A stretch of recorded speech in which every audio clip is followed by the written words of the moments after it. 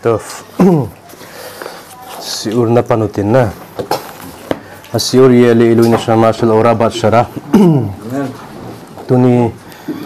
nu ora thini ko askara. Siur say diu zo si hi ama thaga udop sang na hung hen law. Parashat Vayeira. Somsa bo seutin. Introduction. Aparasa sang pi chu hi le ning kuma ka sei sa khat chu YouTube ma jong omin YouTube ang na ve theu hin tin tu kuma pa hi le kan bol na hin ale tun them khat wayar elaf adnai be elunai mamre rashi in tu chung parasa wa wayar Adonai be elnei mamre pathinin mamre thingpung nu yasan Abraham mahung vile ti cha rasi in pithi sayam levaker khole te cha bikur khole ang bol he ti cha damlo vila hong he ti cha pathin cha rasi in likhora kashe madua rasi lo kotef levaker el Abraham ai wanga itora owa chu pithi ki sayam Abraham in ki phapu lo e cha na wayar elaf te cha wayar elaf Hashem be elnei mamre te cha ama ako matsun ama pa ko matsun pathin hong ki la e ti se ati ding dol ta chu pitia sei de ham ti ati a hele wayar hashem be elone wayar hashem le Abraham be elone mamre ati ding dol he chu pathin chu Abraham ko ma hong ki la e ati ding dol hiya Abraham min ki phapu lo e chu ipasu wa chu he chu rasin pitia sei am ta hele shela Madua lo kataf wayar Hashem el Abraham ipizia Abraham komahum kile kitiloham itahile yeshkan ishot shekataf kama haposkim veru ledat oto gamara mesehen nidarin amud edaf mem amud alef na acho hicha kuna zildo thechi piham tile ichen geya misfa alopi dan bikur kholim Dammo Vil ding pa hi ichen geya lo piam ti he hil nu mo he ti so kol hami boket na khole gorem lo shi hie koi tabang Dammo Vila chi uma hi le hinna na hab lut pi be he ti so 6% hinna na hab lut pi be he ti so hoya kuna ki he do theyang koya kuna ki he am Bible sunga dinga mihim ki ka Dammo ki vil tu ma sa pen koyam Yosef to apa Dammo in Yakob Dammo pan Yosef ga sei piwal Yosef hungin apa hung vele ti so ipiza Yosef kella asu pidang loham ipizi ham itia hela Yosef so ben gilo he te so ben gilo akuna zildo the chi pi ham ta hele koi ta bang Damlo na ka vil pa bang chu na pin tha hon aki ba di se na hile dam di se de he te so example amazal ki bang mazal khu pi kitita hai horoscope ke bang no horoscope ke ba pi April tha sunga ping May tha sunga ping gel nei hona hi le adet chu ke bang chat hi jong le adet ke ba di aki ba di set le hoi di set kin na lai ben gilo hi hon nei chu Abraham to Yosef chu a ben gilo hon chu hi na chu bi ham ti le amani tha ke bang e chu Yakob to khatina Yosef to Yakob chu a pin tha hon ke bang din he chu Jia chu hicha ko na chu kizil do kin in tin mihim ki ka kivil to poi modan nong chu hicha chu hung thau do e ati chla na le Yakob chu alupna ko hung thau do e ti cha pa Yosef mu pha chung te chu chu ti ai le ben gilo hung vil le mi ha pa dam na piche e tin he chu ha tu chung i parasa wa jong pathinin Damlo hung vil e chu pathin na sanin hung vil e chu hicha gamara ne darina ki se banga chu Damlo na ka vil pa chu Adamlo khat bang chun nang na nan ngai lu nei chu na aloi phata nahi Adamlo la ya na ka vil kha lo e chu na ka vil kha lo chu lung thima ki koi de te chu lung thima na koi chu thi na pi ta bang he te chu Damlo na ka vila hi le hin na pi ta bang hin na vil lo hi le thi na pi ta bang he te chu agamara sham mevish ama asher Maase shaya maase betalmid khat Rabia ki vaste din ho khat thusim khana pi chu gamara chu Rabbi Akiva shekhala lo nikneshu khakhamim levakro shiniknash Rabbi Akiva levakro a student ho khadam lo intin khakhamim tamta to Rabbi Akiva to hinga chiwa student pa jaga vilo aga vilwa hi le student pa chung ki thod ojing e te cha Rabbi te lo na hoga aga viljing e aga viljing wa hi le adam lo lai pi chung ki thod in yesiwa langa zun jing e te cha chen gi aso dam lo vila poi modan so me se khen ne darina ale Rabbi Yosef Castero kite pain maran hiti na sayati so maran Rabbi Yosef Karona Rabbi Yosef Karon ipitia sayam ta hele omnim shen le haskir shem ha khole kevan seidra mazaleha adam lo ho tapopo hi amin papu lo de te so maranin Rabbi Yosef Castero in ale khabu atsum maranin hiti na sayati so ipiti asaya maranin adam lo ting le amini pha lo lai sia hoi zo he te amini pha pu lai sia hi amini ha pha pu lai sia amazal pa kila amang pi he te ji ju pi ham tele kit regim asan le golding ho aket regim ding ho asetan ye chahara ding ho loi ho hin judgment din pi ji he te min na min pha pa jing ipi ti nang min ki pha jing the ham ichen ge thil pha na bol ham cheng ute ti win file and check de he te a file and check le pithil pha bol lo hi le so na to jing hi ya chu nó to ho cái cặp này le pi cái ông cái to na chu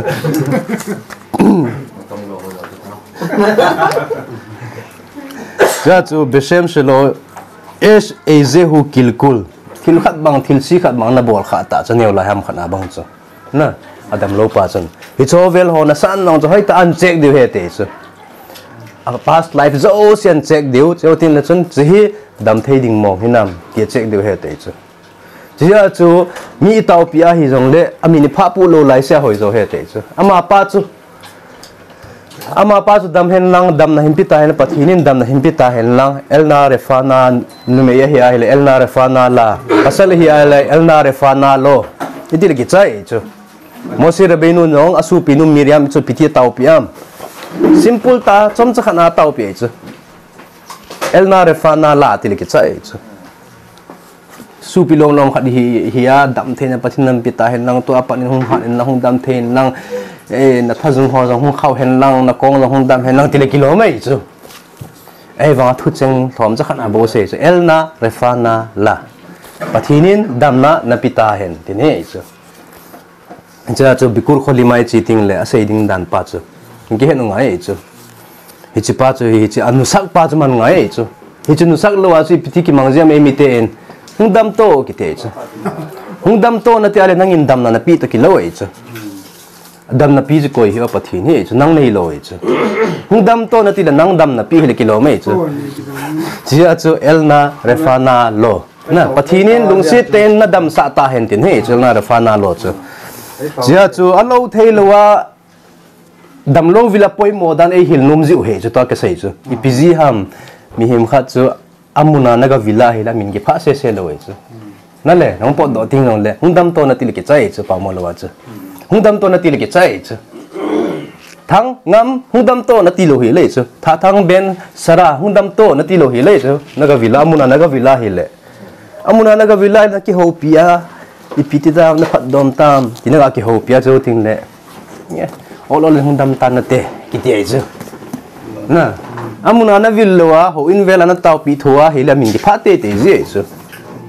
tija chu amuna ga building apoi mo zo da nei hil no me chu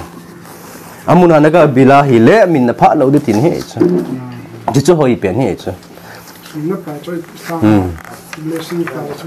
hichi anang ma ta in na personal ta na ga vil pa chun dam na pi chum ki nei chu dam lo pa dinga jong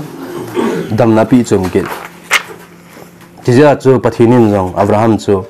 hichi ana Sydney ni thum ni a chu hong vil he te chu hicha chu building phat dam lo vil thei phat vil thei lo phat hala kham ki indin chu in sai din zo le meseket sabat na chu narakhamana yadrikhena le shalem hakados baruchu iskor odkha wirape odkha le shalom pathinin dam na le chamna nan pita he tiaw na sei the he te chu Mesechet anusak chu haya pan akila ham tele talmu mesechet Shabbat Yud Bet Amud Bet na hicha kuna chu kila indin damlo vilai chiting le pathinin damna na pi hen lang samna le damna na pita hen na ta sa hen lam na thagaw hi dong le tia chu phathe ki bu ji chu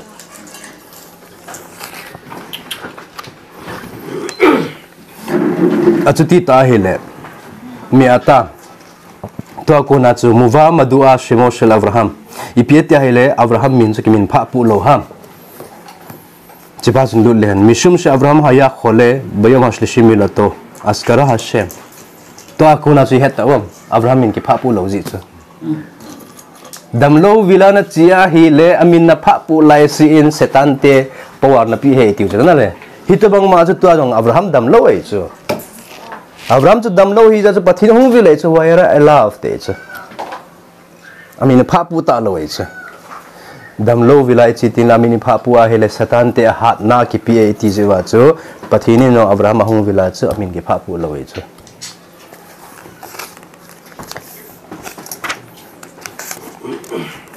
ale tun pathin sekhina ki ti he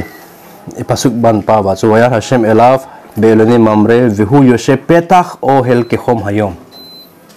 ipiati a hele parasa masa zo sia tu a pasuk pa avars pa masang za o sai pathin min adunai ti umnai lawai chu elokim tingen hin la e chu abula pa na beresina pa na sinta ba bereshit bara elokim en hashamai ben haaretz elokim ngen he chu bereshit bara adunai ki tilawai chu na adunai ti min pa hi ke pha bu khanai loi chu tu chen ge ya chu tu chung i parasa wa pa na bo hi Vayeira Hashem be elonei mamre ang kiti pa nei chu iti dan ham ipg ham te chu ipg ham cha kuna jil do thei chu pathin sekhina ki ti hi chetan te chunga bo then chetan lo te chung thei po tin he chu ti chu Vayesh le lakde hichi pasuk sum wa he question do ding thum min tin question thum bol the question khat na chu ipiet te helai Vayeira elaf Vayeira Hashem el Avraham kitilo ham to anina ipiet te hele tu chung parasa masang chen sena chu pathin min elokim ngena kitia adunai kiti khana elo ham question athum na Shakados Baruch Hu nikla el Avraham hu nafal al panaf wa yipol Avraham Yud Zain 17 Bereshit bungsom la sagi changsom la sagi na chu pathinin Avraham hong ki mupin hile Avraham chu amai tula asuin abu khome ti chu ale tu chung parasa wa chu venira elaf en hu nafal al panaf tu chung parasa pathini hong ki pathin hong ki la chu Avraham abu khome ti naza kha awam kizat loi kizat loi chu muloi chu tu chung parasa masang lo sia chu pathin hong ki la po le Avraham chu amai abu khome tula abai amai bo khome ki ti jingai chu ale tu a chu tu chung parasa ko na chu pathin hong ki la hele Avraham chu bo khome ki ti khataloi chu ipg ham question thum na Adam dab lo thu hi lo Adam lo pa cha chu min koi phon lang question chu min koi phon lang to apana chu abo khome ki ti khatalo e chu amai tula asu in abo khome ki ti khatalo to adom bu na dinga chu question ani na pa chu pizza elokim ki ti ham masang lang ho sia tu chung parasa apana bu aduna hung ki ti na ji chu avinu asha berit mila nikra kvar ha berit beino leben ha berit hakados Baruch Hu lakhen ot kwa huskar shem Hashem beshem elokim hu midat hadin elokim hung kiti tinga hele midat hadin hizi chu pathinin Yaakov koma chu ani kiti mai chu Yaakov koma long na Yaakov koma ni kitip na piti asayam mital ha shamai o elokim mital ha shamayam te chu pathini elokimin na su na chila te ho chu gotui daitui ban degan vetiros na kolbu na gehu na changzo sia phathe kapu ding he te chu ale Yaakov honggen thia chu ni de nei lowa chu lam ka la chi na chu na ne de nei lo ki phi nei ta chu hi ta chu phat thei nei bu hi lo ham te chu pathini im ps yam hi chi pe na community ki langam te elokim tin ki lange te chu elokim tiang ki la ting le midat hadin he chu midat hadin chi pi ham thu a khawa ki tan tin he chu condition nei tin he chu elokim chu na phat na hi le kyong ka phat de na phat lo le kyong ka phat lo de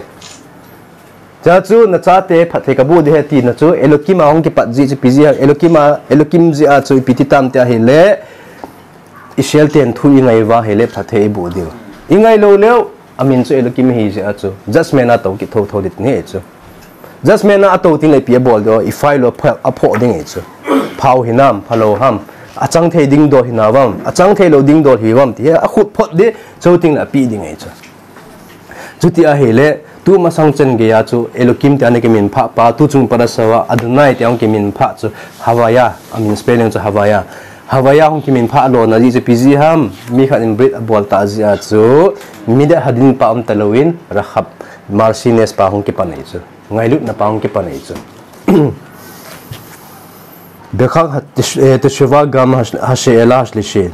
question athum na pa jong chu dombut na pi te api pe the chu ipiji hamitia hi le mi kha chep tan ki ti hin pathin sekhena amu thein chep tan lo chun pathin sekhena mu thei poi tin he chu pathin sekhena thei tin he chu chep tan chunga chu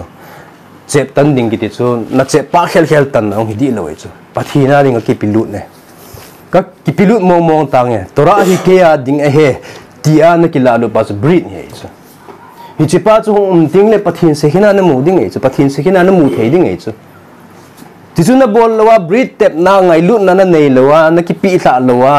nang le nang na ki convert lo wa hi le pathin sekhena na mu thei lo ding e chu dis seyata dis maya na mu thei lo ding e chu pathin pan pi no mu hi ve ta chu nangai lut powa na tup powa hi le azizi the te chu pathin sekhena ding e chu na to nagam hi chi sel chu na to nagam hintin tora hi iti ne ka zil thei diam ka zil bu mong ding he tia na ki gel tha mong ai le brit tin he chu nong ki gel tha mong tin le seyata dis maya na mu ding e chu nong ki gel tha mong ai le pathini alam pi pinan gun pi de te chu ngi gel tha lawa hi le iti nong ki zil hi ve ta ya loi pi iti ong ki heta di ha te cha iti aba ki heta di ha na ti ala sme iti ban het de la ka het de he iti a hi zong len iti a hi zong le bon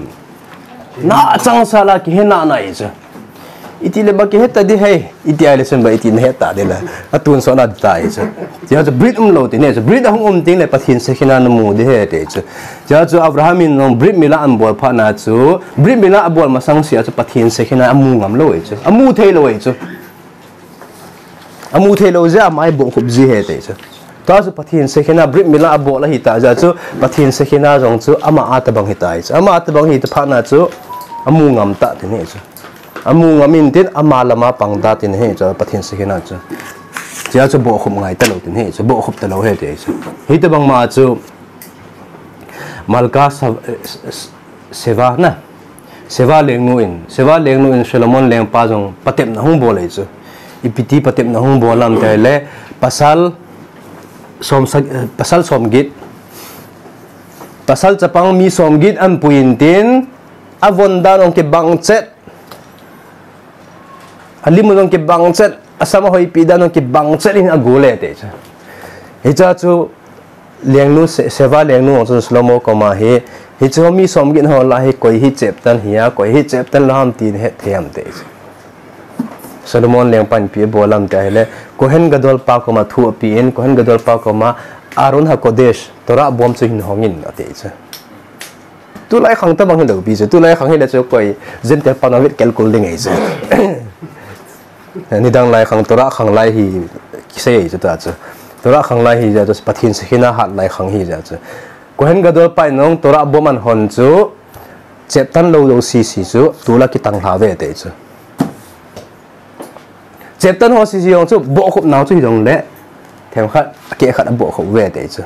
atan lo ho chu tula ki phil na jing avet ngam lo jing cho chep tan ho situation pathin sekhina nong cho don nong adon win tin mo nong them khat bo hop thau cha ko na cho Solomon nong het tin he te cha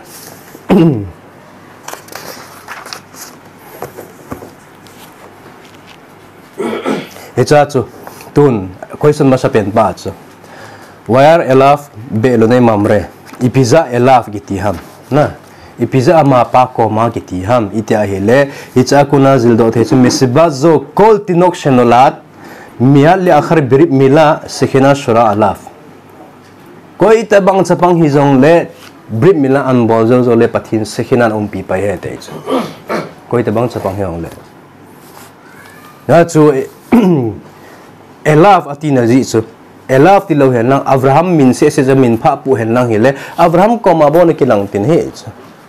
elaf ti pan e hilu mu pm akhang zo se abri mila bol zo si cha ka hung kila aditin he chu abraham khel poi tin he chu amina pha alo na pa chu tun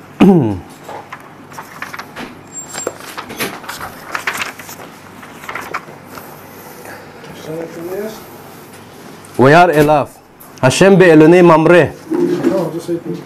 ipizia mamre min pha pu ham alul kin lehen rasin piti sayam mamre zi a hi brimila abol hai tisu abrahamin mamre recommend zi a milin thum ho na aloi pha thum ho chu koi ham mamre afner eskol na amo cheng thum ko ma hi abraham jong pathinin thu apia he brimila bolding a thu apia pana hi abraham jong gachi intin mamre to afner to eskol kitipa ko ma gachi aga do chu masa pena hi koi ko ma ga chandle aner ko ma ga chi te chu aner ko ma ga chi a hi le aner in pia sayam inu ne fesra ta sa ding no a hoi point thagao ding no a hoi poi bol hi be in an ti pe chu icha ko na chu inui nefes ra a spelling ma sa jo si chana la khoma hi le aner ki su icha ale abana pa eskol ko maga do kit eskol ko maga do ahile psayam sipello hachivu hu amar en save klum lamul apha chum na ima chaum poi na ti pe so aski eskolin spelling a hichi spelling o sinan la khom kin ahile eskol pot do kin ai chu en save klum lamul abul jo sinan la khom la eskol pot do kin ai chu jiwa chu mamre ko maga chi mamre MPSM maher male rachon avikha gang chelin napakai na seju bolin ti pecha maher male rachon avikha amasa spelling masa do sinala khomale pipo da mamre podoicha jia chu mamre no recommend bol hi ja abraham chun brimila bol num lo hidilo pichu aga tes he te chu aloi thum ho chana aloi thum ho patep na ga bol he te chu tes ga bol he te chu koi ka loi pha hi mong ham ti chu ka tep aga patep he te chu he cha ko na chu pathini na mamre epizia mamre atina ham itale mamre thing phong hi di lo pi chu epizia mamre min pha pu khel ham ita hi le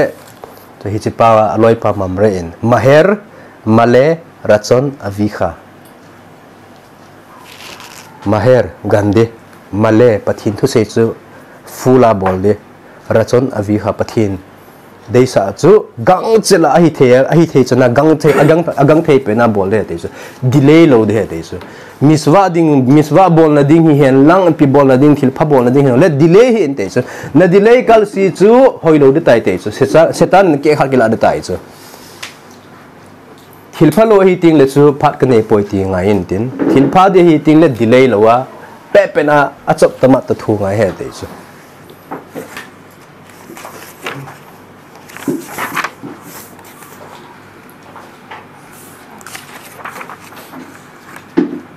ale tun Abraham chu vehu Yosef petach o hel ke khom hayom apun bu kot maya atawin ke khom hayom ni khusa nuye chun atawe ti chun ke khom hayom hoilai pet kho hayom ki ti am tora dung zia chu hayom ki ti chu khachot sun kim khu hayom ki te chu sun kim pe chu hayom tiam kim in vo he te chu haraf hidain ptsm te hele cha kuna zil do the chu gamara in ptsm shem mi vakrim en ha khole lob bishlo shot rishonot shel hayom damlo vilana chiding wa hi le khachot masang na khachot masang pungkal thum masang khon gavil hi vintage nikim chu baro te taute na baro akuna nungsim leson pungkal thum 11 10 9 pungku masang si khon damlo gavil hi vintin he chu pungku jingka pungku masang si ahi damlo vil lo di heng pungku khel thai lo pi chu calendar ve ven lang calendar na ve diu pungja na huwam ne sa khama ki ti beta sunrise pungja na sunrise hi am ti hisab ven lang ban le khachot hayom pungja na khachot hayom ham ti ja calendar ne uchala phone ong ne to ba phone hong ve le chun midday chu pungja ham ti ve le chun midday akon to calculate bol ven lang pungkal thum minus bol ven lang hela chun example a pungku ti taute pungku masang si achu damlo na gavil lo deu tin he chu pungku zo to khachot ngita khachot zo apana rong pungkal thum chen ki ka hi chi pungkal gup ka sunga chu damlo na vil the tin he chu khachot zo midday zo apana pungkal thum chi zo kita pungkal thum zo apana chu damlo vil phal kita lo he chu aji chu ipiham ite a hele jingka langa pungkal thum masanga pa chu ama machaf di ta hi nai poi de chu adam lo pa hi na di ta nai lo he te chu aji chu zana hi nom ta imu ai lo ai le khuwa ding ko na hung imu ai mu ja cha tha ki du ai chu a tha ki du in tin hi le pungkal thum masang sia chu khacho masang pungkal thum masang sia he a tha na lai he te chu a tha num na lai a tha ong thol na lai chu ti hi ja ama machaf di ta hi nai lo ai chu ama machaf di ta hi nai lo ji a chu naga vila hi yong le bra kha be se lo dit ne chu ja chu ama ahung ha sat kit pat na chu hoi lai ta jong ha sakit pat ham ni sa jong jingkal khachot masang pungkal thum masang sia hi da mai chu ti sat lo ai chu nidan kim masang pungkal thum masang apa na khun ni jong sapan ve ta ha sa naung sadi san ne chu hung sadi se in tin khachot zo a jong pungkal thum chan gya ho sa in tin he chi pungkal gup sanga he ni khu sa ai chu ni khu sa in tin chawa pa na chu ola hung le dap kit tho tho ai chu ale pathinin khachot masanga chu khachot masang pungkal thum ki ka sunga he pathinin hung vila na chawa chu ko na hung vilam bantil tumten ong vil ke nei cha he chi pungkal gup ki ka sunga chu ki vil tu tin he cha ki khom hayom di cha khom chi ti phe le khom hi ji am ti phe le sa ji am tel ni hu chu sun kim lai ta to sun kim masang pungkal thum to sun kim zo pungkal thum ai khom ki te chu hi chi phat ja zo dam lo vil na dinga phat hoi pen chu sun kim te ne ki ka pungkal thum te ni sunga chu aji chu ni tha lang kit ba chu hi kit le pungkal thum zo pa chu hi kit le chun hi cha hi ni rong a thei da mei thei tai te chu dam lo pan ki cho num ta mei thei naga te wa naga to te wa ma to num ning e chu mi thei da ta mei thei chu ji chun vil ta he vin te chu ti chu pungkal gup sunga chu hoi pe nei chu chu na tong lo ho di bo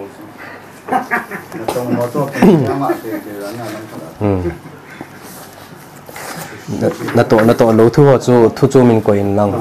na vil num ta le suti ni kila le ke chai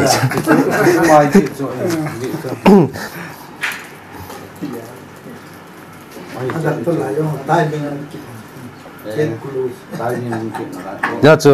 to ai parasau banga chu parasau na sei banga chu